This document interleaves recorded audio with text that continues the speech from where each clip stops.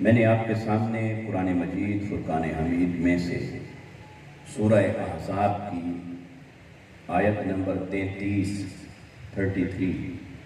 اس کا ایک حصہ تلاوت کیا ہے، اور یہ سورہ مبارکہ کا نمبر بھی 33 ہے، 33، اور آیت کا نمبر بھی 33 ہے۔ اس میں اللہ رب العزت نے ارشاد فرمایا، انما یرید اللہ لیذھب عنکم الرجس اہل البیت، اے اہل بیت مصطفیٰ صلی اللہ علیہ وسلم، بے شک اللہ رب العزت نے یہ پختہ ارادہ فرما لیا ہے کہ تم سے ہر قسم کی ناپسندیدہ شے، ہر قسم کے گناہ کی میل اور ہر قسم کے نقص سے آپ کو ہمیشہ ہمیشہ کے لیے پاک رکھے، وَيُطَهِّرَكُمْ تَطْهِيرًا، اور تمہیں خوب پاک اور صاف کر دے اور پاک اور صاف رکھے۔ اس آیت مبارکہ کے پس منظر پہ اگر ہم غور کریں تو سورہ احزاب کی گزشتہ آیات میں اللہ رب العزت نے ازواج مطہرات مصطفیٰ صلی اللہ علیہ وسلم سے خطاب فرمایا، آقا علیہ السلام کی ازواج کے ساتھ بالخصوص خطاب فرمایا، اور اس میں آقا علیہ السلام کی ازواج مطہرات کو، جیسے اس سے پچھلی آیت کی طرف آپ کی توجہ دلاؤں، اگرچہ یہ متعدد آیات سے یہ مضمون چلا آ رہا ہے، فرمایا یا نساء النبی لستن کاحد من النساء، اے نبی مکرم صلی اللہ علیہ وسلم کی ازواج، تم کائنات کی دوسری عورتوں کی طرح نہیں ہو، تم کائنات کی دوسری مستورات کے مثل نہیں ہو، ان اتقیتن، اگر تم تقوی کی راہ پر اسی طرح قائم رہو، اگر تم اسی طرح تقوی کی راہ پر قائم رہو تو تم بے مثل ہو، کائنات کی دوسری خواتین سے بے مثل ہو، کوئی ان میں سے تمہارے جیسا نہیں اور تم ان میں سے کسی کے جیسے نہیں۔ فلا تخضعن بالقول، اور اپنی جب بات کرو کسی سے تو بات کو مردوں کے ساتھ نرم لہجے میں نہ کیا کرو، سخت لہجے میں بات کیا کرو، فَيَطْمَعَ الَّذِينَ فِي قَلْبِهِ مَرَضٌ، کیونکہ ایسا ہو سکتا ہے کہ تم سے بات کرنے والا کوئی شخص اپنے دل کے اندر کوئی بیماری رکھتا ہو، کوئی مرض رکھتا ہو۔ وَقُلْنَ قَوْلًا مَعْرُوفًا، اور معروف انداز میں کلام کرو، صرف اتنی بات جتنا ضروری ہے عرف کے مطابق کسی سوال کے جواب میں، اتنی بات کرو، اور اپنے لب و لہجے کو نرم نہ رکھو، سخت رکھو، کیونکہ عورت جب مرد سے کلام کرے تو یہاں اسی آیت مبارکہ سے ثابت ہوا کہ نامحرم مردوں کے ساتھ کلام کرنا مطلقاً منع نہیں ہے۔ اگر مطلقاً منع ہوتا کہ عورت کہیں بھی کسی حال میں بھی نامحرم مردوں کے ساتھ کلام کر ہی نہیں سکتی تو پھر تو اللہ تبارک و تعالیٰ اس کلام سے ہی منع فرما دیتا۔ اب کلام سے منع نہیں فرمایا، اس کلام کے جو آداب اور تقاضے ہیں، جو احتیاطی تدابیر ہیں، جو پابندیاں ہیں، ان کی طرف متوجہ فرمایا ہے۔ فرمایا بات ضروری بات کر سکتے ہیں لیکن لب و لہجہ نرم نہیں ہونا چاہیے، کیونکہ آپ کے دل تو پاک اور صاف ہیں، لیکن آپ سے کلام کرنے والا ہر شخص اپنے دل اور ارادے کے اعتبار سے پاک اور صاف ہو یہ ضروری نہیں، لہذا آپ کا انداز ہی ایسا ہونا چاہیے۔ اس لیے آپ علیہ السلام کی ازواج مطہرات سے یہ کلام ہو رہا ہے۔ پھر فرمایا وَقَرْنَ فِي بُيُوتِكُنَّ، اور زیادہ سے زیادہ وقت یہ کوشش کرو کہ اپنے گھروں کے اندر ہی موجود رہو، ضرورت ہو تو باہر نکلیں، ورنہ زیادہ سے زیادہ وقت گھروں کے اندر ہی گزاریں۔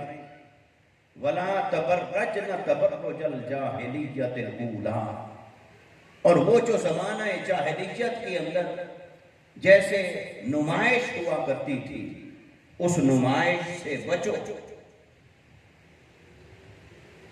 وَأَقِمْنَ الصَّلَاةَ وَآتِينَ الزَّكَاةَ، اور نماز قائم کرتی رہیں، زکوٰۃ دیتی رہیں۔ وَأَطِعْنَ اللَّهَ وَرَسُولَهُ، اور اللہ اور اس کے رسول صلی اللہ علیہ وسلم کی ہمیشہ اسی طرح اطاعت کرتی رہیں۔ یہ یہاں تک ذکر اس سے پچھلی آیات میں بھی ہے، مگر میں نے بات کو مختصر رکھنے کے لیے صرف اس سے قبل ایک آیت مبارکہ آپ کے سامنے رکھی کہ اللہ تعالیٰ نے اس انداز میں خصوصیت کے ساتھ آقا علیہ السلام کی ازواج مطہرات کے ساتھ کلام فرمایا، اور یہ ان کی کیسی شان ہے وراء الوراء کہ اللہ رب العزت نے یوں تو یا ایھا الذین آمنوا کہہ کر روئے زمین کے تمام مسلمانوں سے خطاب فرما دیا، یا ایھا الناس کہہ کر تمام انسانوں سے خطاب فرما دیا، لیکن جیسے خصوصیت کے ساتھ اللہ تعالیٰ نے آقا علیہ السلام کے صحابہ سے کلام فرمایا، ایسے خصوصیت کے ساتھ ازواج مطہرات مصطفیٰ سے کلام فرمایا، اور ایسے ہی خصوصیت کے ساتھ پھر اہل بیت مصطفیٰ سے خطاب فرمایا۔ یہ ان کو اضافی شان حاصل ہو گئی کہ خود رب تعالیٰ ان سے براہ راست مخاطب ہوا، ان سے براہ راست ہم کلام ہوا، اللہ تعالیٰ نے براہ راست ان سے بات کی، ان سے کلام فرمایا۔ یہ اضافی شان اللہ نے آقا علیہ السلام کو عطا فرمائی کہ قرآن میں کم و بیش کئی مقامات پر آقا علیہ السلام کو براہ راست خطاب فرمایا، اور 88 مقامات پر یا ایھا الذین آمنوا کہہ کر اہل ایمان سے خطاب فرمایا۔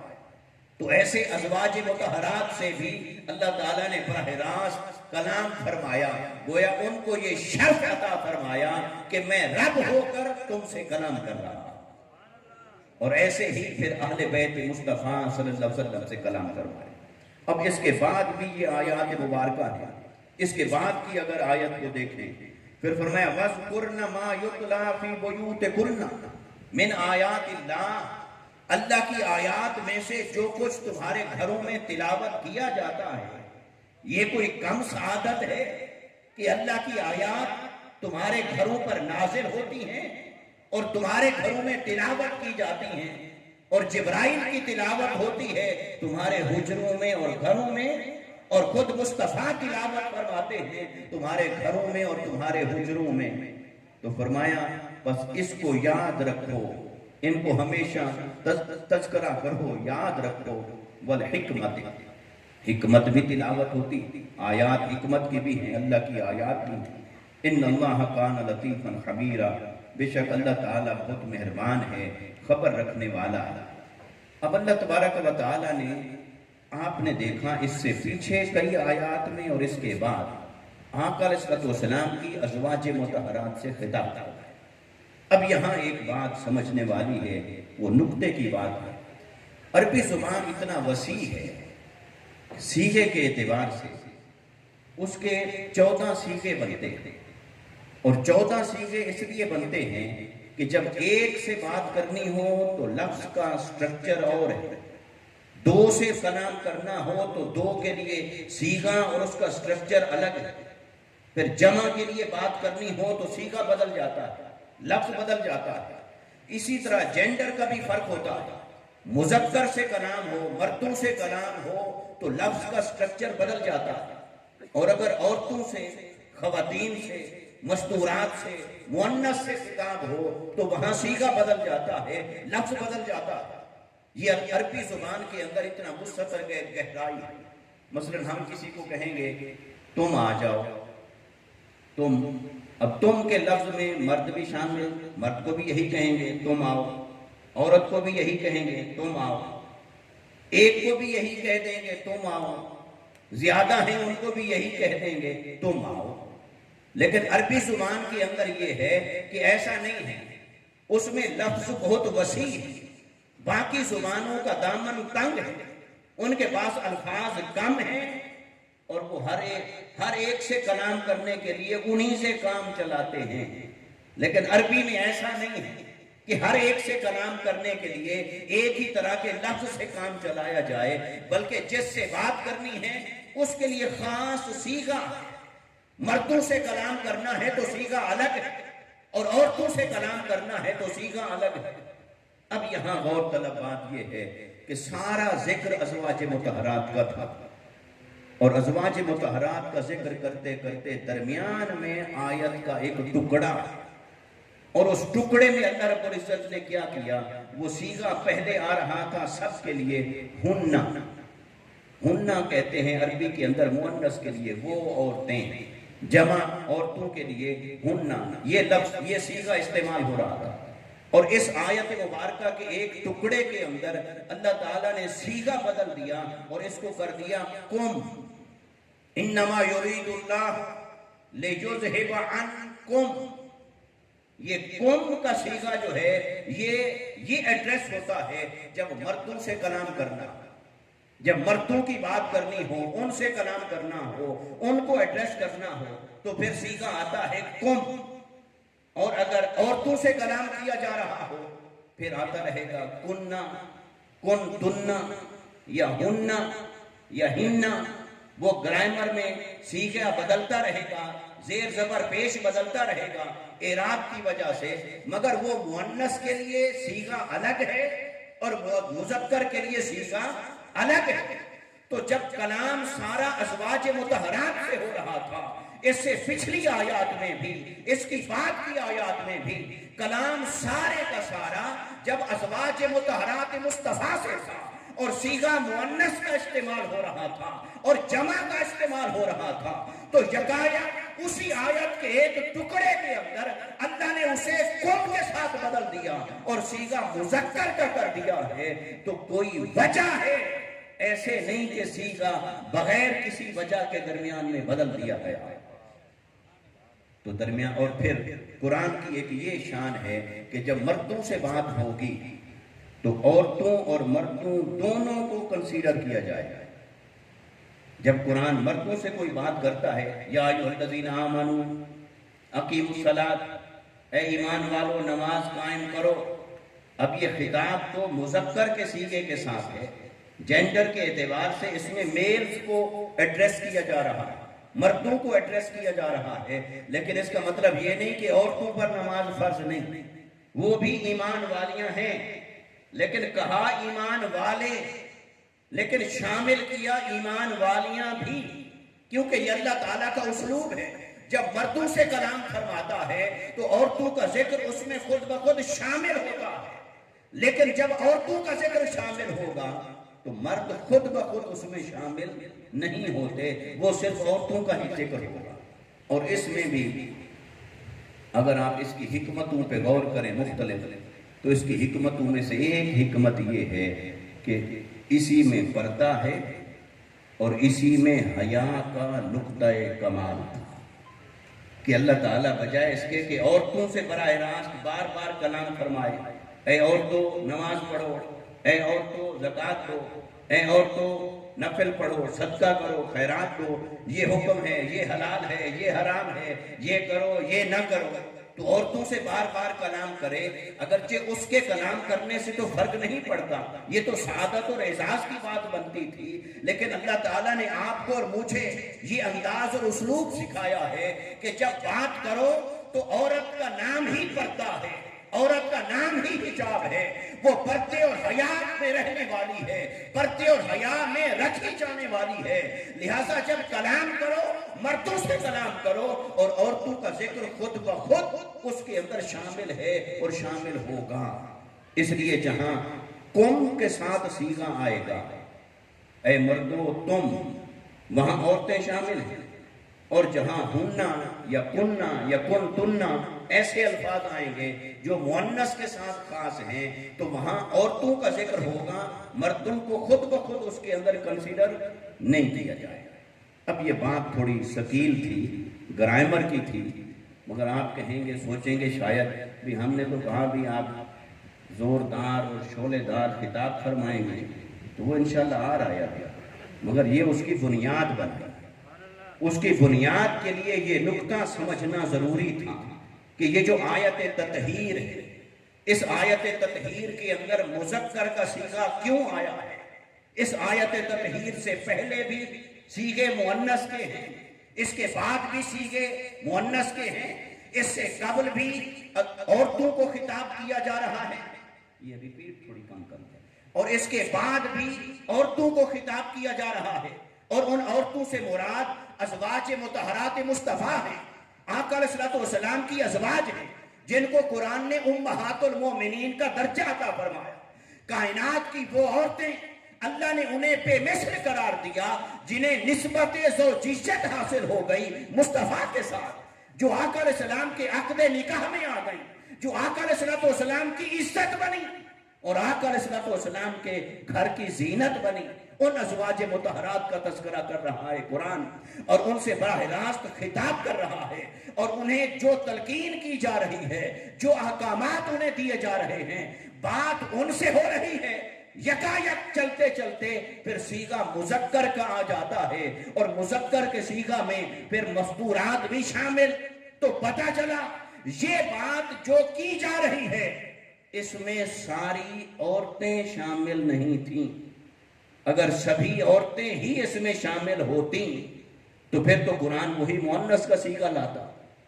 تو صیغہ جب بدلا ہے تو کوئی مرد بھی یہاں ہے، کوئی مرد بھی یہاں پر آ گیا، کسی مرد کا بھی یہاں پر شمار آ گیا، اور وہ جس مرد کا یہاں پر شمار آ گیا ہے وہ ایک نہیں، اگر وہ ایک ہوتا تو پھر ہوتا کا، پھر صیغہ واحد کا ہوتا، اور یہ ہے کم۔ تو اس سے معلوم ہوا کہ اس آیت میں چلتے چلتے اب یہاں ذکر کسی ایسی ذات کا آ رہا ہے بائی جینڈر، جو مذکر ہیں، جو مرد ہیں، اور وہ ایک نہیں، جمع کا تقاضا ہے کہ وہ کم سے کم ہوں تین، تو وہ تین مردوں کا ذکر آ رہا ہے۔ تو قرآن نے صیغہ بدل دیا اور کہا کہ انکم، اللہ نے یہ ارادہ فرما لیا ہے کہ تم سے، یہ جو تم کا لفظ ہے یہ مذکر کے صیغے میں آیا ہے، یہ مؤنث کے صیغے میں نہیں آیا۔ پہلے کہا جا رہا تھا تم یہ کرو، تم نماز پڑھو، تو مراد تھی ازواج مطہرات، تم زکوٰۃ دو، مراد تھی ازواج مطہرات، تم گھروں میں رہو، مراد تھی ازواج مطہرات، تم معروف لب و لہجے میں کلام کرو، مراد تھی ازواج مطہرات، تم گھروں کے اندر رہو، مراد تھی ازواج مطہرات۔ لیکن کہا تمہیں پاک کر دیا، یہاں تم کا صیغہ بدل کر مردوں کا کر دیا ہے، جس سے پتہ چلا یہاں صرف ازواج مطہرات کا تذکرہ نہیں، یہاں کسی مرد کو شامل کیا جا رہا ہے اس حکم کے اندر، اور وہ مرد ایک نہیں ہے، دو نہیں ہیں، وہ تین ہیں، کیونکہ عربی کی گرامر اس بات کا تقاضا کر رہی ہے۔ اور وہ مرد تین کون ہیں جسے اس آیت میں شامل کرنے کے لیے اللہ نے اسلوب بدل دیا ہے؟ ایک علی المرتضیٰ ہیں، ایک حسن ہیں، ایک حسین ہیں۔ یہ وہ تین ہستیاں ہیں جن کا ذکر مذکر کے صیغے کے ساتھ لانے کے لیے اللہ رب العزت نے پھر وہاں انداز بدل دیا ہے۔ اب جب تک قرآن کی گرامر میں، اس کی گہرائی میں، اس کی ڈیپتھ میں اتر کر کوئی نہیں سمجھے گا تو یہ نقطہ کیسے اخذ ہوگا کہ اللہ تعالیٰ نے پہلے بات کیا کی، اس کے بعد کیا فرمایا، اور یہاں درمیان میں یکایک ایک لفظ کو کیوں بدل دیا؟ اب اس بات کو آپ ایسے سمجھیں، جب خطاب بدل جاتا ہے، خطاب کا رخ بدل جاتا ہے، اس گرامر کو اگر میں آپ کو ایک پریکٹیکل ایگزامپل کے طور پر سمجھاؤں تو وہ یوں ہوگا کہ فرض کریں میں بات کر رہا ہوں آپ سے بات کر رہا ہوں، بھئی ہمیں نماز پڑھنی چاہیے، ہمیں روزہ رکھنا چاہیے، ہمیں عبادت کرنی چاہیے، ہمیں سچ بولنا چاہیے، ہمیں دیانتداری اختیار کرنی چاہیے۔ حاجی صاحب پانی لا دیں، پانی نہیں مانگا یہاں مسلم۔ اب یہ میرے خطاب کا رخ بدل گیا، خطاب کا جن سے بات کی جا رہی ہے یکا یک خطاب کا رخ بدل گیا۔ وہ جو رخ بدلنا ہے وہ صیغے سے ظاہر ہو رہا ہے، وہ صیغے سے پتہ چل رہا ہے کہ پہلے بات ہو رہی ہے ازواج مطہرات مصطفیٰ سے اور ان کو مؤنث کے صیغے کے ساتھ ایڈریس کیا جا رہا ہے، پھر یکایک صیغہ بدل جاتا ہے۔ تو صیغہ نہیں بدلا خالی، وہ کلام کا رخ بدلا ہے۔ وہ جو کلام کا رخ بدلا ہے اس کا مخاطب کون ہے؟ اس کا مخاطب ہے کم۔ کم کیا ہے؟ وہ مردوں کا صیغہ ہے اور جمع کا تقاضا کر رہا ہے، اور وہ کون ہے؟ تو پتہ چلا کہ یہ جو رخ بدلا ہے یہ کوئی اور ہے۔ جن سے پہلے بات ہو رہی تھی ان سے جتنی بات کرنی تھی کر لی ہے، پھر آگے ان سے اور بات کرنی ہوگی تو اور کی جائے گی اور کی جا رہی ہے۔ لیکن خطاب کے رخ کا بدلنا یہ بتا رہا ہے کہ یہ بات ان سے متعلق ہے، جو ان سے متعلق تھی وہ کر لی، جو ان سے متعلق ہے اس کا رخ بدل کر کی گئی ہے۔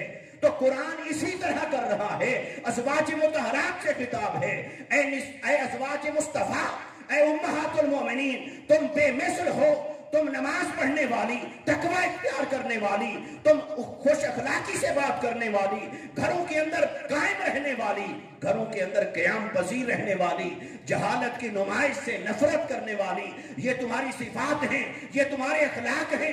اللہ نے یہ کلام کرتے کرتے درمیان میں یکا یک اہل بیت مصطفیٰ کو ایڈریس کر لیا، فرمایا اور اے اہل بیت مصطفیٰ، رب نے تمہیں ہمیشہ کے لیے پاک رکھا تھا، اب بھی ہمیشہ کے لیے پاک کر دیا ہے، ہر قسم کی ناپاکی سے، ہر قسم کی ناپسندیدہ شے سے، ہر قسم کے نقص سے، ہر قسم کے میل اور کچیل سے تم پہلے بھی پاک تھے، اب بھی اللہ نے پاک کرنے کا اعلان فرما دیا۔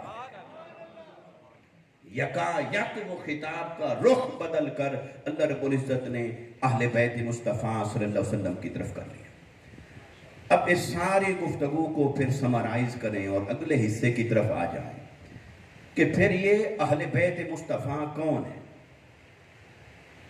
تو یہاں پر اس آیت کے سیاق و سباق کو مد نظر رکھتے ہوئے ہمارے مفسرین نے یہ بات لکھی ہے اور ہم بھی اس کے قائل ہیں کہ ازواج مطہرات مصطفیٰ صلی اللہ علیہ وسلم وہ بھی اہل بیت مصطفیٰ میں شامل ہیں۔ اہل بیت کا مطلب ہے گھر والے، تو گھر والوں میں اگر گھر والی کو شامل نہیں کرنا تو باقی کسی اور کو شامل کرنا تو بعد میں آئے گا۔ جب ہم کہتے ہیں گھر والے تو گھر والوں میں اگر گھر والی شامل رہی تو پھر باقی گھر والوں کا ذکر تو ادھورا رہ جاتا۔ تو گھر والے جب کہیں گے تو گھر والوں میں گھر والی تو شامل ہے ہی، ان کا ذکر تو شامل تھا، شامل ہے اور شامل رہے گا۔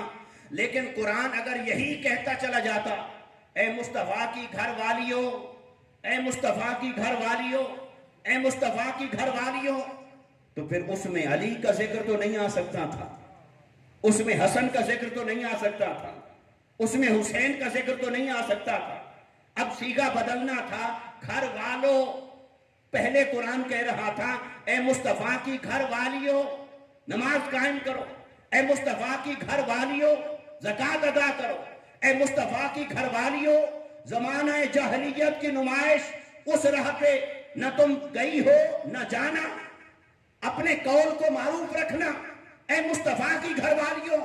یکایک خطاب بدل دیا، فرمایا اے مصطفیٰ کے گھر والوں، اللہ نے تمہیں ہمیشہ کے لیے پاک رکھا ہے۔ تو گھر والیوں کہتے کہتے جب گھر والوں کہا تو معلوم ہوا کہ یہاں گھر والیوں کے علاوہ کسی اور کو شامل کرنا مقصود تھا، اور وہ جو کسی اور کو شامل کرنا مقصود تھا اس میں بھی اگر صرف مستورات ہوتی سیدہ فاطمہ زہرا رضی اللہ تعالیٰ عنہ کو شامل کرنا ہوتا وہ بھی صیغہ مؤنث کا آ جاتا، لیکن اس سے پتا چلا کہ یہاں مردوں کا ذکر شامل کرنا مقصود تھا، اس لیے قرآن نے اسلوب بدل دیا، پھر مذکر کا صیغہ کہا، پھر فرمایا اے مصطفیٰ کے گھر والوں۔ بس اس فرق کو آپ نے سمجھنا ہے، پھر ہم اس سے آگے چل پڑیں گے۔ پہلے ہے اے مصطفیٰ کی گھر والیوں، یکایک ایک آیت کے حصے میں اور ٹکڑے میں فرما دیا اے مصطفیٰ کے گھر والوں، یہ تمہاری شان ہے۔ تو صحابہ کرام نے پوچھا، ازواج مطہرات نے پوچھا، حضرت ام سلمہ رضی اللہ تعالی عنہا کی روایت ہے، یا رسول اللہ صلی اللہ علیہ وسلم یہ جو قرآن نے یکایک بدل دیا گھر والوں، گھر والیوں کی تو سمجھ ہے کہ گھر والیاں کون ہیں؟ وہ جن سے آپ نے عقد نکاح فرمایا ہے وہ سبھی آپ کی گھر والیاں ہیں، وہ سبھی ازواج ہیں، اور قرآن انہیں کہہ چکا ہے پہلے کہ النبی اولا بالمؤمنین من انفسہم وازواجہ امہاتہم۔ قرآن پہلے کہہ چکا ہے کہ جو نبی کی ازواج ہیں اے ایمان والو وہ تمہاری مائیں ہیں، ان کا درجہ تمہاری ماؤں کا ہے، وہ مومنین کی مائیں ہیں۔ تو وہ تو مصطفیٰ کی گھر والیوں یہ تو پتا ہے، لیکن مصطفیٰ کے گھر والوں یہ کون ہے؟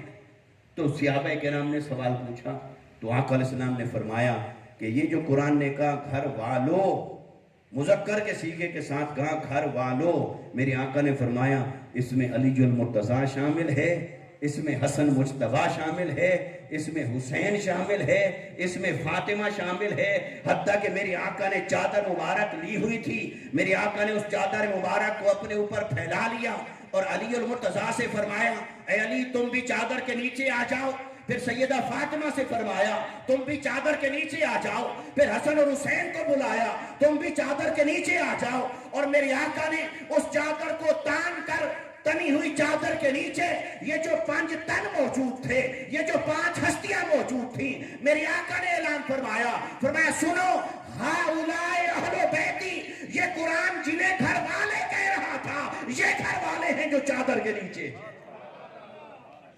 فرمایا قرآن جنہیں گھر والوں کہہ رہا تھا اہل بیت مصطفیٰ یہ یہی ہیں جو چادر کے نیچے ہیں، اس لیے انہیں اہل قصا بھی کہتے ہیں، قصا ان چادر کو کہا جاتا۔ تو آقا علیہ السلام نے چادر مبارک اوڑھ رکھی تھی، تو اہل قصا اور اہل بیت، تو آقا علیہ السلام نے یہ فرمایا۔ اور اس سے اگلی دلچسپ بات، حضرت ام سلمہ رضی اللہ تعالیٰ عنہ ام المومنین ہیں، زوجہ مصطفیٰ صلی اللہ علیہ وسلم ہیں، وہ عرض کرتی ہیں یا رسول اللہ صلی اللہ علیہ وسلم یہ اس چادر کو اس وقت جتنا اعزاز حاصل ہے، اس چادر کو جتنی سعادت حاصل ہے، اور اس چادر کے نیچے جو ہستیاں موجود ہیں ان کو اللہ تعالیٰ جس عزت اور احترام سے نواز رہا ہے، ان کو جو انعامات اور اکرامات دیے جا رہے ہیں، تو میرا دل چاہتا ہے میں بھی اس چادر کے نیچے آ جاؤں، میں بھی آ جاؤں، میں بھی ان میں شامل ہو جاؤں۔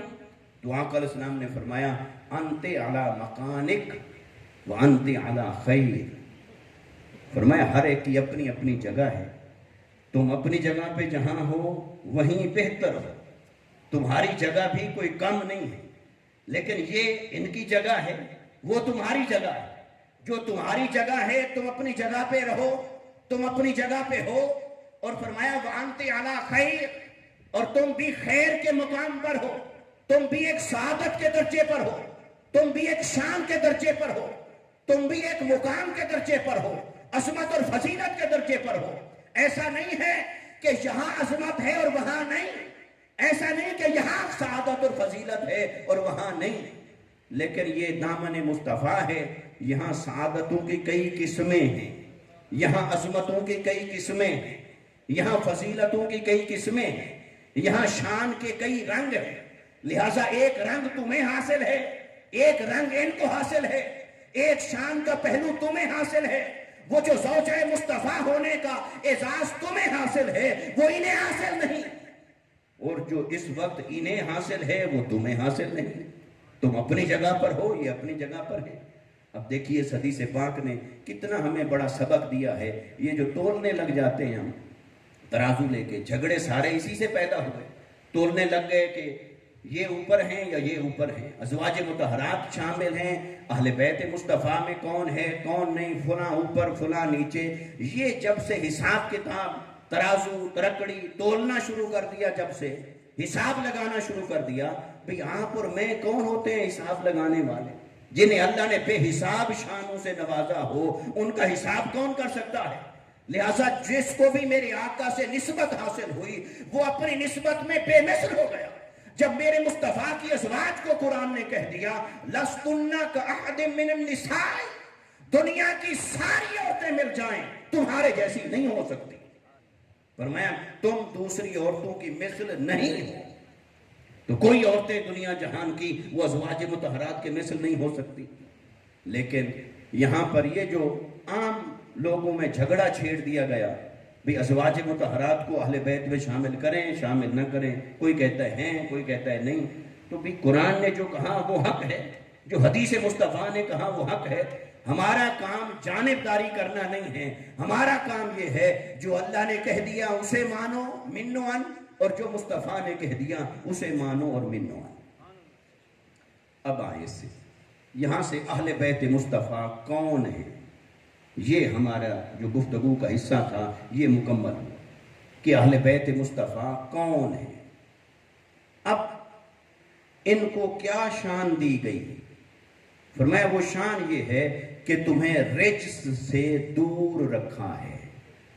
اے اہل بیت مصطفیٰ تمہیں رجس سے دور رکھا ہے. رجس کیا ہے؟ اب رجس کا معنی عام زندگی میں عام عربی لغت کے اعتبار سے لیں تو گناہ کو بھی رجس کہتے ہیں، ناپاکی کو بھی رجس کہتے ہیں، پلیدی کو بھی رجس کہتے ہیں، میل گناہ کا جو میل ہوتا ہے اسے بھی رجس کہتے ہیں. برائی نہیں اور اس کا گرد و غبار ہو، میل گرد و غبار اسے بھی رجس کہتے ہیں. تو گویا رجس کے معنی کے اندر بہت وسعت ہے.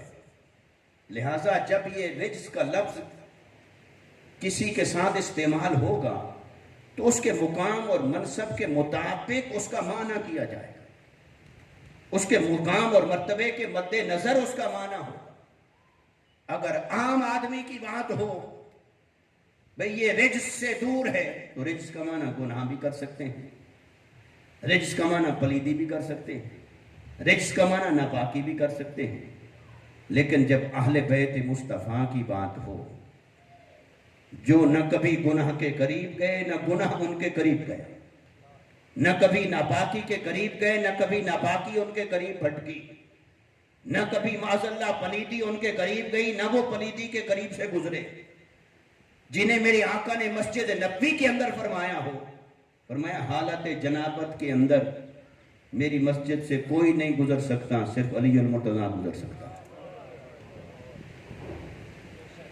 اب اگر ان کا ذکر ہو کوئی یہاں ترجمہ کر دے پھر کہہ دے ناپاکی، اے اہل بیت مصطفیٰ اللہ نے معاذ اللہ تم سے پلیدی کو دور کر دی، تو مجھے بتائیں اس جملے کے کہنے سے شان بڑھتی ہے یا گھٹتی ہے؟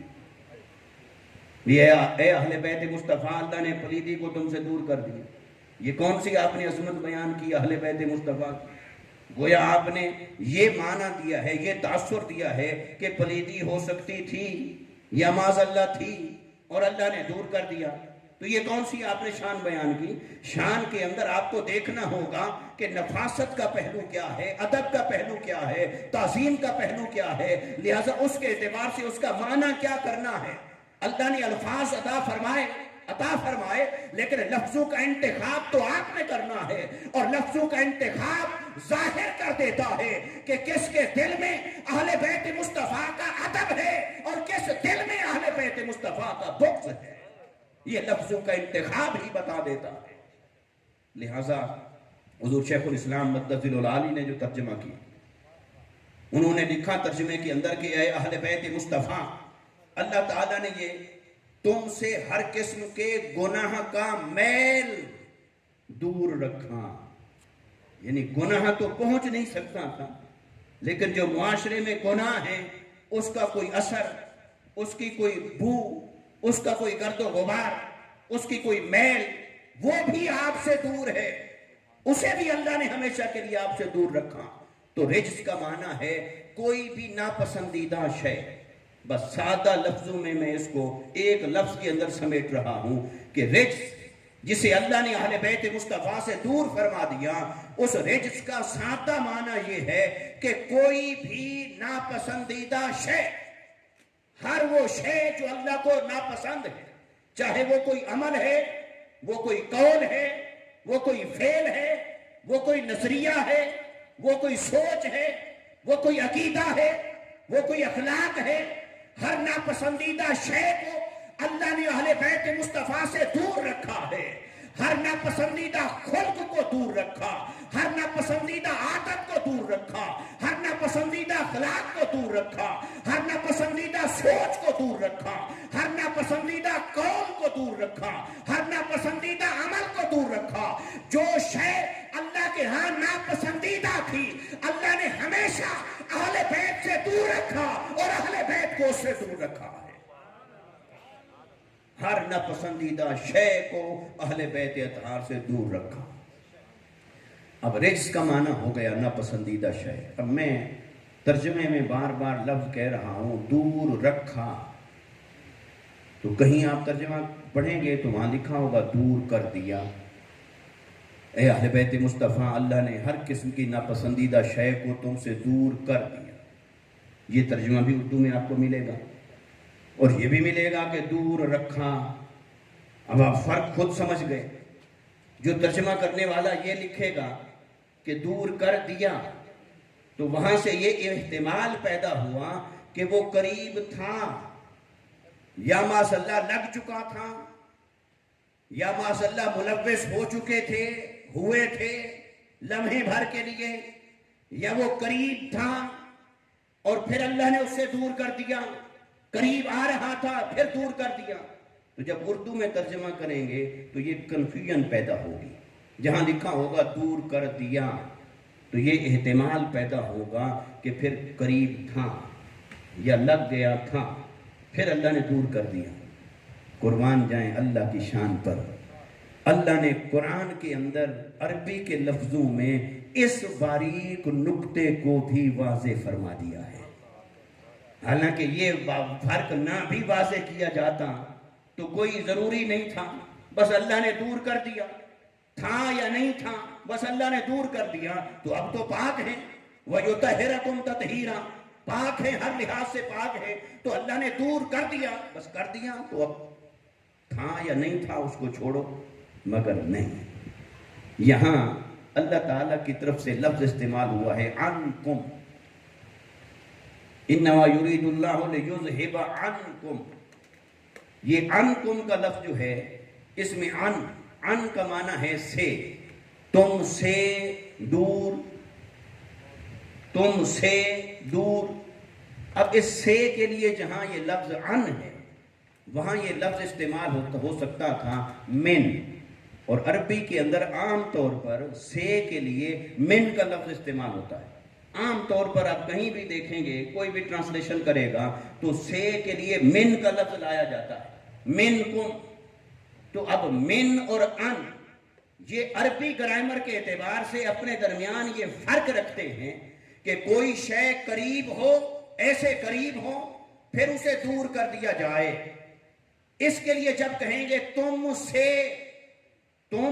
سے لگی ہوئی شے کو دور کیا جائے، وہاں جو سے کا لفظ استعمال کرنا ہوگا، اس میں عربی کا اسلوب اور گرامر یہ کہتی ہے کہ من کا لفظ آئے گا، من کم، یہ ہوگا تو یہ ہوگا من کم، تم سے دور کر دیا۔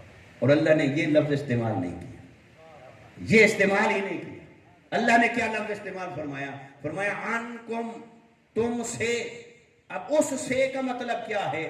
یہ ایک سے ہو گئی من والی اور ایک سے ہو گئی ان والی۔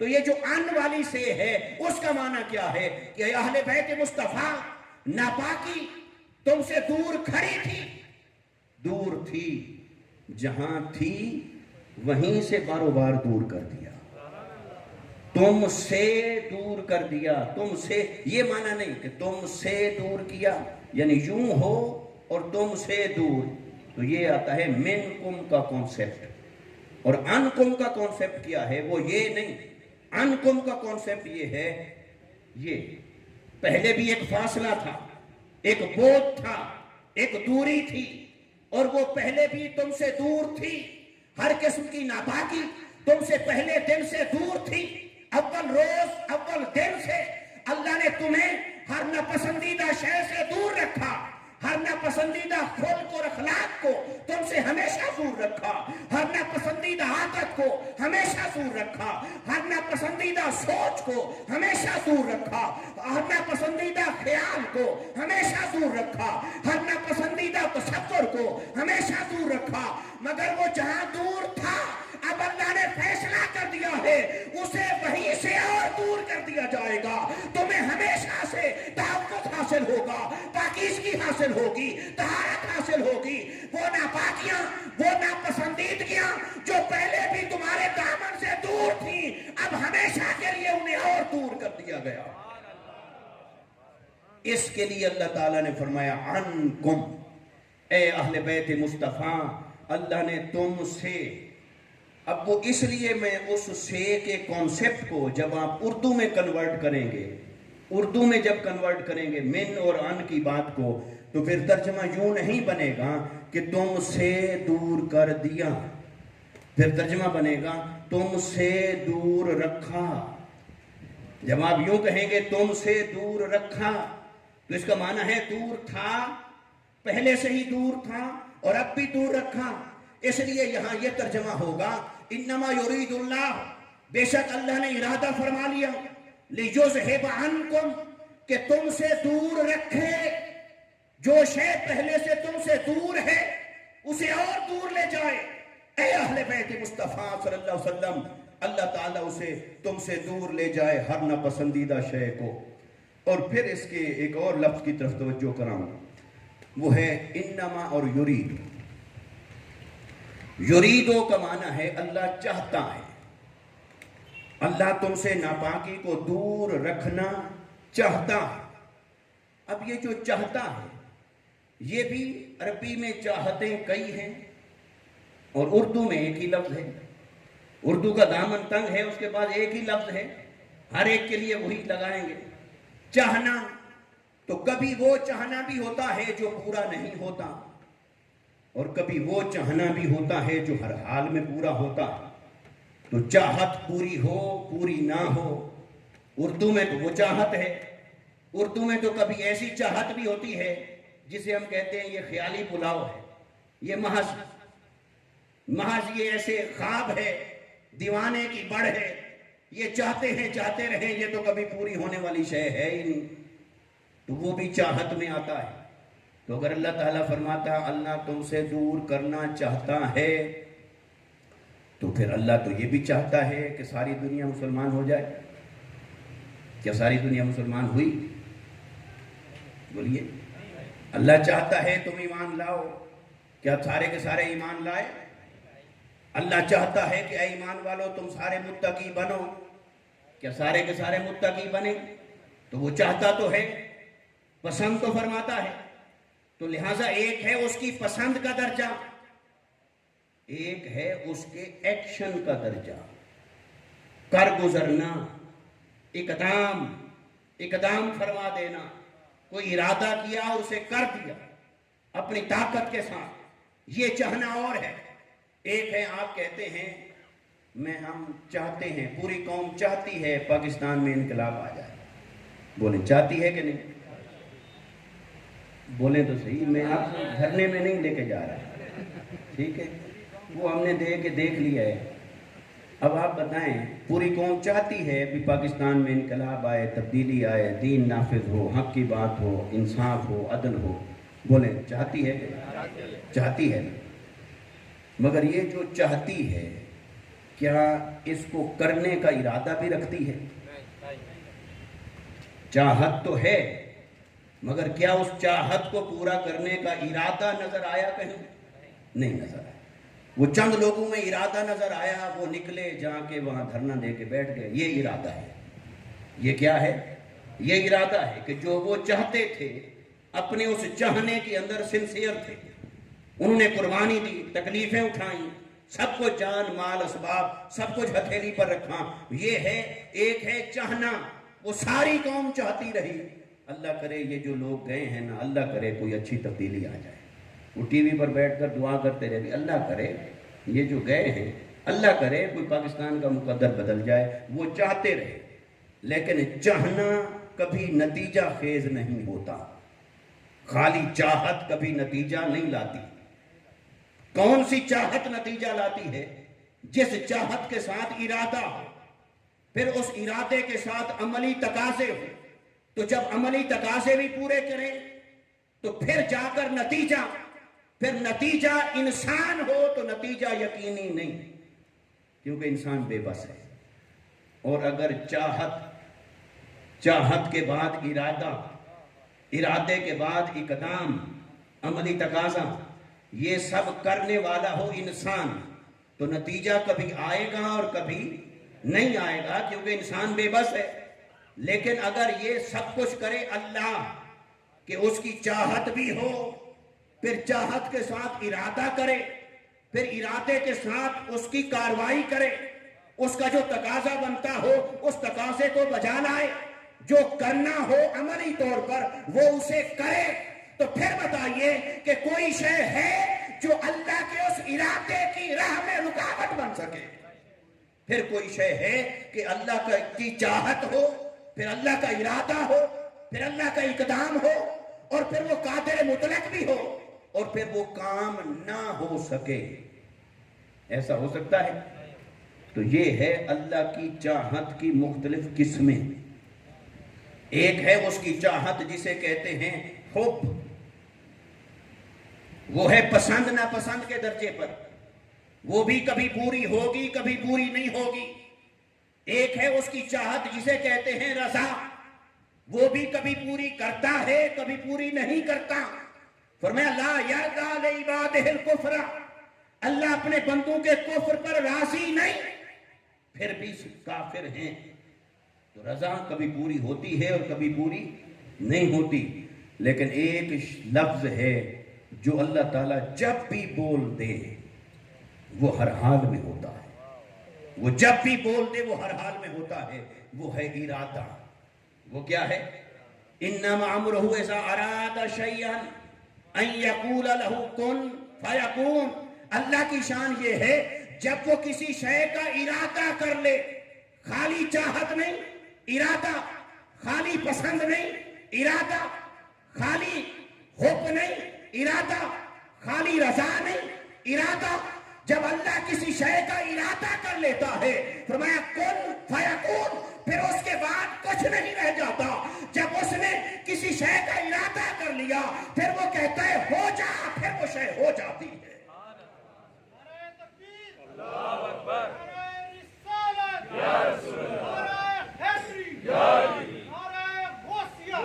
اب آپ ایک ایک لفظ پر توجہ کرتے چلے آئیے۔ اللہ نے جب اہل بیت مصطفیٰ صلی اللہ علیہ وسلم کی شان کو بیان کرنا تھا، قرآن کے اندر لفظوں کی سلیکشن میں ایک ایک لفظ کے اندر اس نے کتنی احتیاط اور کتنی کمال معنویت سے یہ پیغام ہمارے تک پہنچایا ہے۔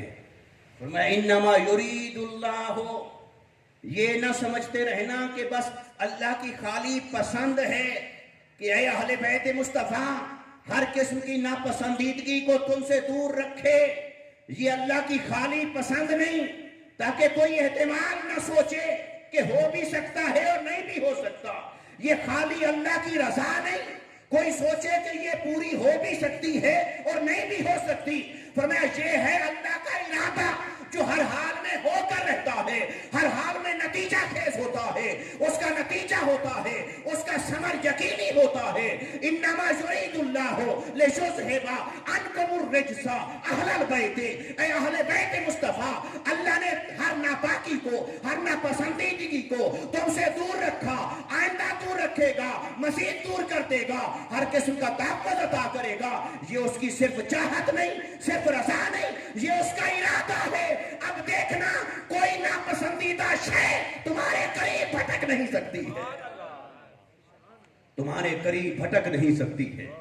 اور اس ارادے کو بھی پھر ایک لفظ کی تاکید کے ساتھ بیان کیا، انما، بے شک، حالانکہ ارادے کے اندر بھی شک نہیں تھا، پھر اس سے قبل پھر انما کا لفظ لگا دیا، انما، بے شک، تاکہ کسی کے ذہن میں شک ہے بھی صحیح تو فرمایا وہ نکالو. اب دیکھیے آیت کو شروع کیا انما سے، بے شک. تو گویا پتہ کیا چلا، اگر تجھے اہل بیت مصطفیٰ کے بارے میں کوئی شک ہے پھر اس آیت کو چھوڑ دے، پھر اس راہ پر تیرا کام نہیں ہے. اگر تجھے اہل بیت مصطفیٰ کے بارے میں کوئی شک ہے، اگر ان کی سوچ کی پاکیزگی کے بارے میں کوئی شک ہے، اگر ان کے نظریے کی پاکیزگی کے بارے میں کچھ شک ہے، اگر ان کے اخلاق اور عادات کی پاکیزگی اور طہارت کے بارے میں تمہیں کوئی شک ہے تو پھر تیری راہ الگ ہے، ایمان کی راہ الگ ہے. ایمان کی راہ یہ ہے کہ پہلے شک کو اپنے آپ سے نکال دے. ہدایت کی راہ یہ ہے کہ اہل بیت مصطفیٰ کے بارے میں ہر شک کو پہلے ذہن سے نکال دے. اگر تیرے ذہن میں یہ شک رہا کہ وہ خطا بھی کر سکتے ہیں تو بولیے خطا پسندیدہ شے ہے یا ناپسندیدہ ہے؟ بولیے. تو اللہ نے فرمایا الرجس، ہر ناپسندیدہ شے کو تم سے دور رکھوں گا، مزید دور کر دوں گا. یہ محض میرا خیال نہیں، یہ محض میری چاہت نہیں، یہ محض میری پسند نہیں، بلکہ یہ ہے میرا ارادہ. اور جب میں ارادہ کر لوں وہ ہو کر رہتا ہے، وہ ثمرآور ہوتا ہے، وہ نتیجہ خیز ہوتا ہے. اور فرمایا اگر تمہیں اس میں کوئی ہے شک تو پھر دیکھو، ایک طرف تم اور تمہارا شک ہے، ایک طرف اللہ اور اللہ کا ارادہ ہے. اب بتاؤ جیت کس کی ہوگی؟ اگر تمہارا شک جیت سکتا ہے تو پھر اہل بیت اطہار کے ساتھ کوئی ناپسندیدہ شے منسلک ہو سکتی ہے. اور اگر تمہارا شک کی کوئی حیثیت نہیں اور یقیناً نہیں اور درجہ ہے اللہ کے ارادے کا، اللہ کی مشیت کا، اللہ کے اقدام کا، اللہ تعالیٰ کے اس ارادے کا، اور اس نے ارادہ فرما لیا ہے کہ اے اہل بیت مصطفیٰ ہر قسم کی ناپسندیدگی جو تم سے دور تھی ہمیشہ اللہ اس سے دور رکھے گا. یہ اللہ نے ارادہ فرما لیا ہے. تو اب میں بار بار جس لفظ کی طرف آپ کو لانا چاہ رہا تھا، امید ہے میں آپ کو لے آیا ہوں اس گلی میں کہ اب حسین کھڑے تھے کربلا میں، سامنے تھا یزید.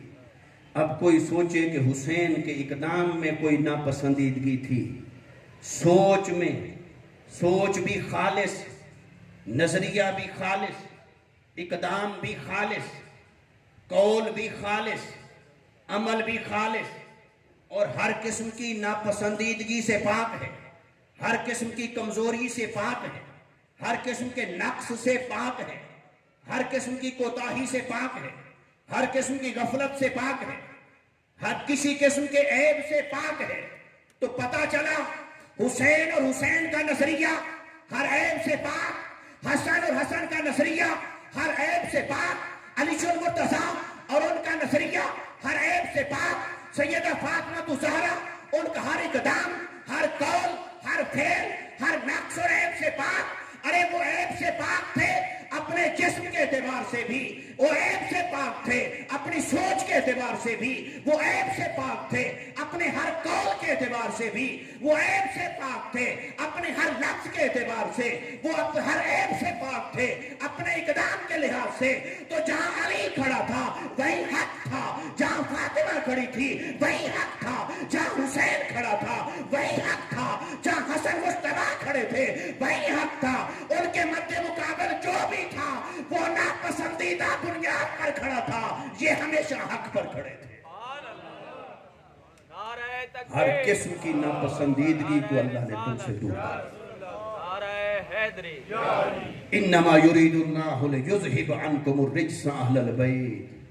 اے اہل بیت مصطفیٰ صلی اللہ علیہ وسلم، تم پہلے بھی ہر قسم کے ناپسندیدہ خلق، اخلاق، ارادے، اقدام، قول، فعل، سوچ، خیال اس سے پاک تھے. اللہ نے تمہیں پاک رکھا.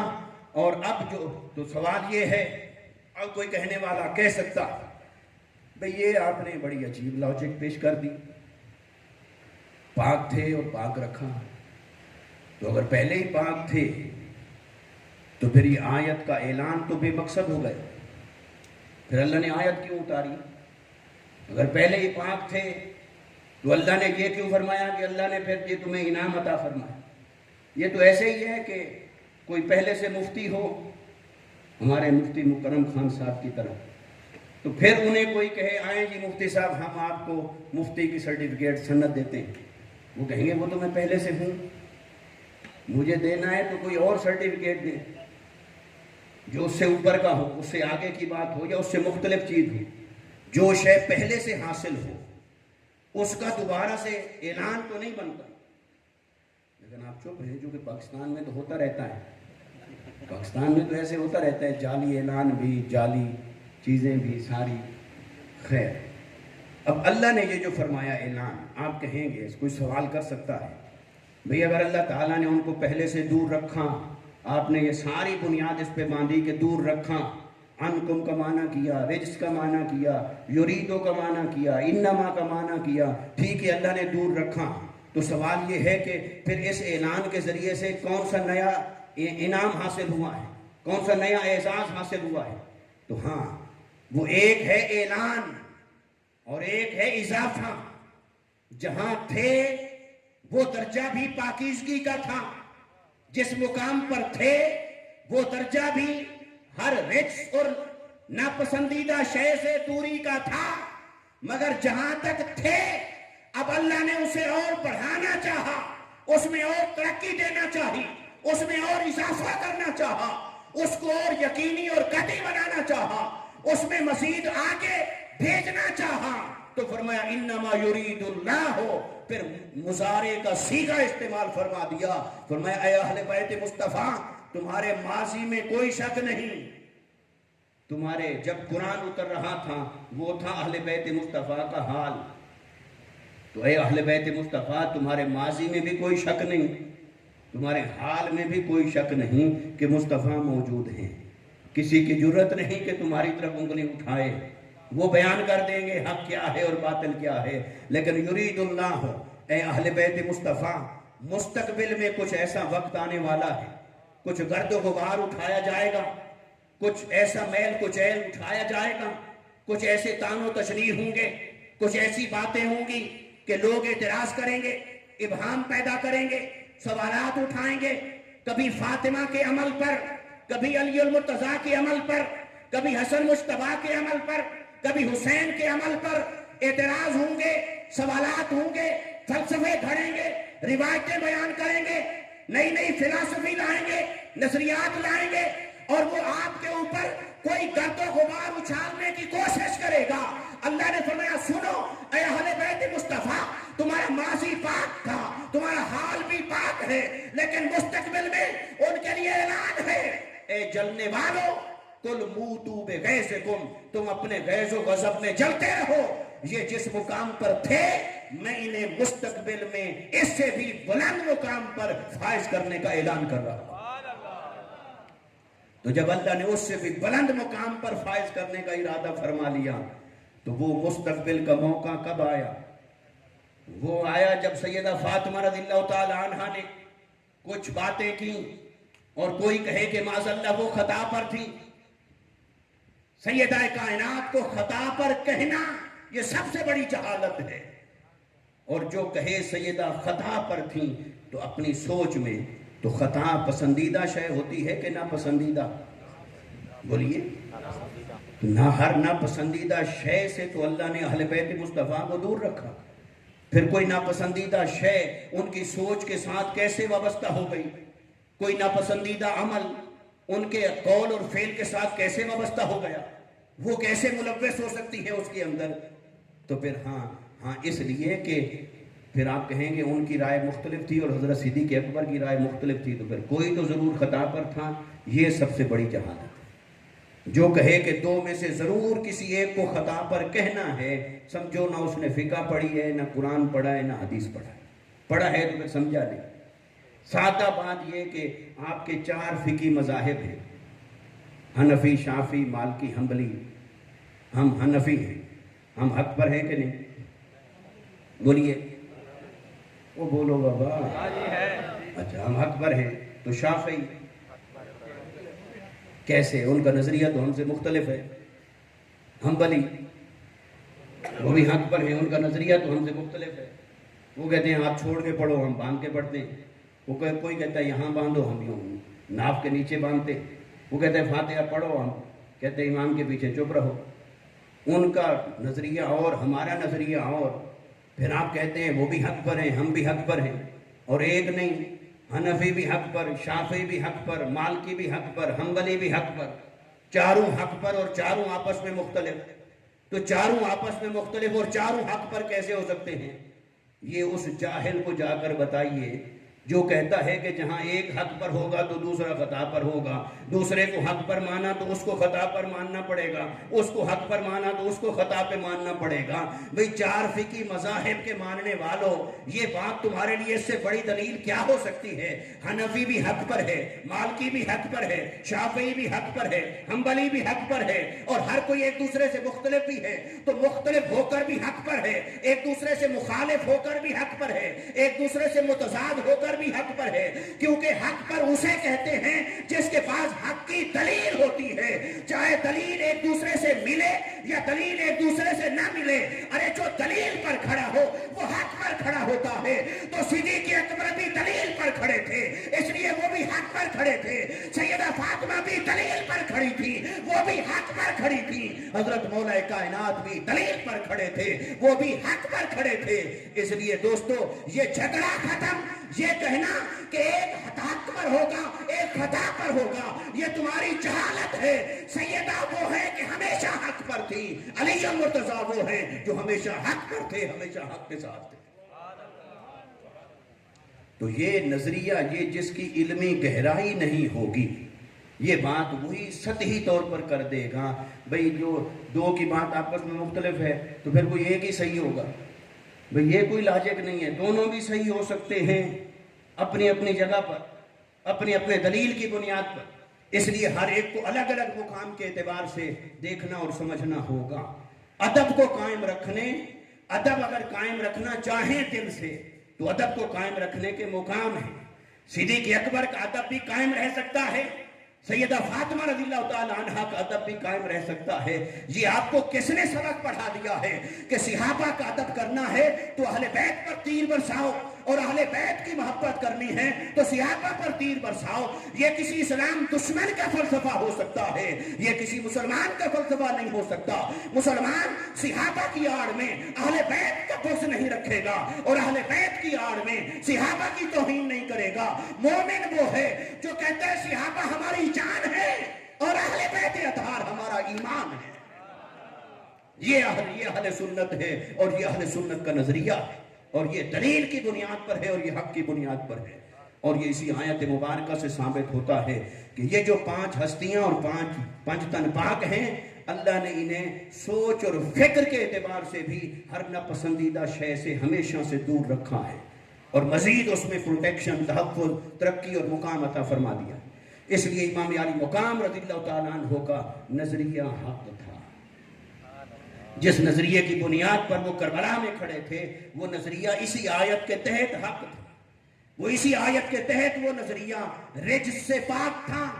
اسی آیت کے تحت امام حسین کا نظریہ تطہیر کی چادر پہن کے کھڑا تھا، تطہیر کے رنگ میں رنگا ہوا تھا، کہ سامنے ملاوٹ تھی، یہاں خلوص تھا، سامنے دنیا داری تھی، یہاں اللہ کی رضا تھی۔ یہ درجہ تھا، اس لیے اہل بیت اطہار کو اللہ تعالیٰ نے یہ بلند رتبہ اور بلند شان عطا فرمائی ہے۔ تو آج کی گفتگو کو میں اسی پر ختم کرتا ہوں، اور محترم حاجی